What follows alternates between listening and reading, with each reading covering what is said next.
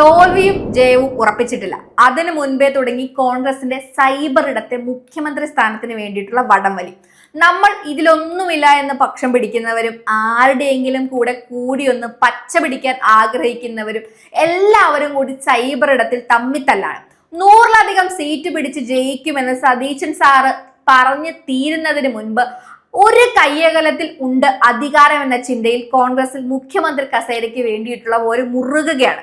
നേതാക്കന്മാരുടെ അറിവോട് കൂടിയ അന്തർധാരയോട് കൂടിയ സോഷ്യൽ മീഡിയ പോരാണ് ഇപ്പോൾ നടക്കുന്നത്. ഇലക്ഷന് മത്സരിക്കാൻ പറ്റാതെ അഡ്ഡപ്പടലം അടിയിൽ പോയ കെ സുധാകരൻ ഇത്രയും കാലം രമേശ് ചെന്നിത്തലയ്ക്ക് സപ്പോർട്ട് നൽകിയെങ്കിലും കഴിഞ്ഞ ദിവസം കളം മാറ്റി കെ സി വേണുഗോപാലിന് സലാം വെച്ചു കഴിഞ്ഞു. മാത്രമല്ല കെ സി ആ സ്ഥാനത്തേക്ക് ഉയരട്ടെ എന്നൊരു കുറിപ്പ് കൂടി പങ്കുവെച്ചു സ്വന്തം ഹാൻഡിലൂടെ. അധികാരം തന്നെ ഭ്രമിപ്പിക്കുന്നില്ലെന്ന് ഇടയ്ക്കിടയ്ക്ക് പറയുന്ന കെ സി പണി തുടങ്ങി എന്ന സംസാരവും സൈബർ ഇടത്ത് സജീവമാണ്. അദ്ദേഹത്തിന്റെ അനുയായിയായിട്ടുള്ള അനിൽകുമാർ കഴിഞ്ഞ ദിവസം മുസ്ലിം ലീഗുമായി നടത്തിയെന്ന് പറയുന്ന ചർച്ച അതിന്റെ ഒരു ഉൾച്ചരട് വലി ആണെന്ന് പൊതുവെ പറഞ്ഞ് കേൾക്കുന്നുമുണ്ട്.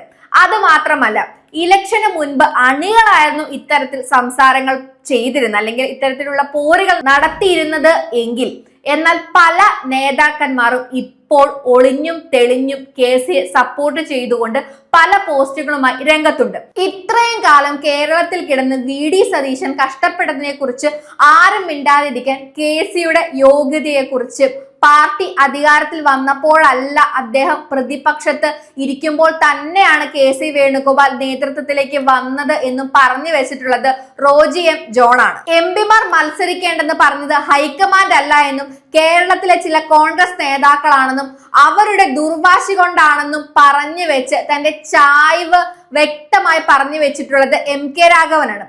അതിന്റെ തന്നെ വേറൊരു വേർഷൻ പറഞ്ഞു വെച്ചിട്ടുള്ളത് PMA സലാമാണ്. തെരഞ്ഞെടുപ്പിൽ മത്സരിക്കാത്തവർ മുഖ്യമന്ത്രിമാർ ആകാൻ പറ്റില്ല എന്നൊന്നുമില്ലല്ലോ, അങ്ങനെയുള്ള സംഭവങ്ങൾ മുമ്പും ഉണ്ടായിട്ടില്ലേ എന്നാണ് അദ്ദേഹം പറഞ്ഞു വെച്ചിട്ട് അങ്ങ് പോകുന്നത്.